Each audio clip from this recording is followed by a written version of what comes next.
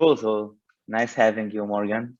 If you can just tell me like something about yourself that you want people to know first, and then we Uh, can get it started. yeah. Sales coaching, sales training for lead generation. So typically that could be for the SDRs. That's also for the AEs as well. And been creating content for years now on LinkedIn.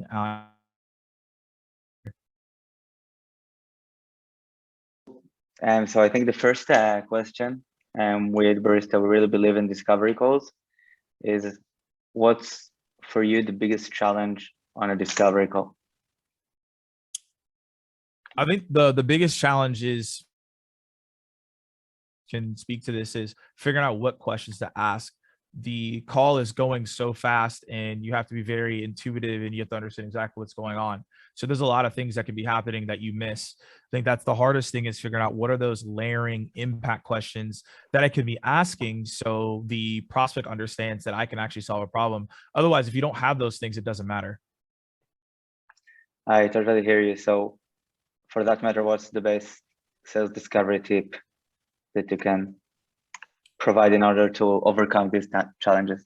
Yeah, I would say this is it's going to sound very high level, and I'll give you a tactical way to go about this. But the best way to go about it is to have genuine curiosity for the prospect. Now, the best way that you can do that is 5 minutes before a call, look up the company, look up their LinkedIn. What are they doing? How they're being active? These are ways that you can stand out without being, without being too crazy. So that's like a way that you can just continuously impact the people that you are looking to talk to. And also, as well, when you're in a conversation, there are words that people say that you can expand on. So I'll give you an example. If someone's like, hey, we're massively behind right now, or we need a dramatic increase, ask about that. Hey, dramatic increase, massively behind, like prod, like what does that mean? So these are just questions that you can then be filtering to get those answers you're looking for. Do you have like a tip about how to research your clients before the call? Like something exceptional besides LinkedIn and the obvious stuff? Yeah. So on the website, you can go to something called the press release. Typically, the press release has funding, it has product updates, it has new people that they've hired. So that's what I'd recommend. And then also, when you go to the website, look at the careers page. Who are they hiring? Typically, based on who they're hiring, it's the direction they're looking to go into. So if they're looking to hire a lot of sales reps, that means the revenue number has increased. If they're hiring a lot of people for product, that means a product update's coming out soon. So the indicators of hiring can tell you where the company's going. Um, Good tip. And like for something that it's a bit deliberative, are you demoing or not on the first sales call? It's highly situational, like because some people are highly transactional. So on the first call, they need to do some type of demo or product overview, whatever that may be. And then also as well, I'd recommend people on the second call to do that demo. I prefer doing it on the second. I want the first call to be purely discovery. However, I know everyone's going to be different. So, the answers may vary here. Cool. I think also it's like depends on the case. Yep. Do you by any chance remember exceptionally bad discovery call that you've had? Me personally, or ones that I've been on? Um, Preferably you personally. Yeah. I mean, But I've been on a lot of bad discovery calls. I've had really bad discovery calls for sure. I think everyone, no one can say I've never had one.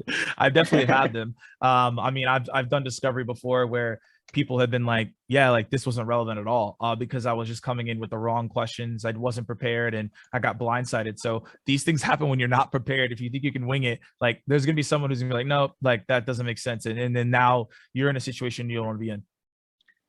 so the best takeaway is always try to prepare yourself for the call. Like even if you have just 5 minutes between the calls, Just five try to minutes. get Like, something done.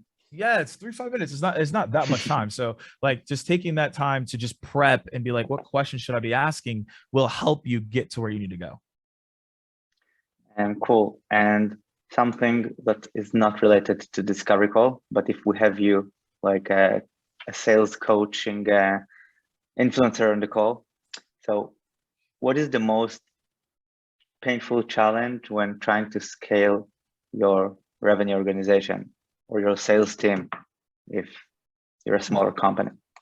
Smaller companies, so it's systems. So what happens is what you'll find someone who's a really good rep, and then you'll be like, we're gonna do everything that the top rep does and try to replicate that, which at the end of the day is not smart because that person has their own energy, their own vibe, their own personality, it's hard to replicate that. What you want to replicate is what is the system, what is the process that they're doing, and then we want to do that moving forward. So that's just something else to take in consideration. Like, what's the process? How are they moving? Like, these are things you want to pay attention to. Do you recommend, like, as a founder, do you recommend to first hire BDRs or account executive? I would say that the thing that I would focus on first is finding account executives, because what's going to happen is the account executive can prospect and they can close. And it also depends on your model. If you have a heavy inbound model, you don't necessarily need SDRs, you need AEs at first. So the founder, the CEO, typically is the first salesperson. And then from there, then you'll have like an AE, right? And then once you have a couple of AEs, then you want to get some SDRs, and then you just build from there. So that would be my recommendation. However, I know everyone is different, so that answer may vary, but that's just like how I would see it. Cool.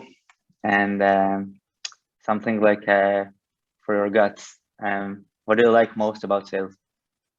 It's a puzzle. So when you think about a puzzle, every single time that you open up a puzzle, it starts the same way, and you could start a call the same way, right? Like, the goal is to solve a problem, right, at the core of it. So, and the puzzle is solving, the puzzle. There's a lot of pieces. So I'll always take the four corners, and I'm always going to start with the four corners, right? That's always what's going to happen. And then from there, I could then piece it into the middle across the board, right? And then figure out how to go from there. But I might start from the bottom right or the top right, depending on the puzzle. And it's just what the sales call. I might start in different angles depending on what's going on. So that's why I would say find the four corners and then go from there.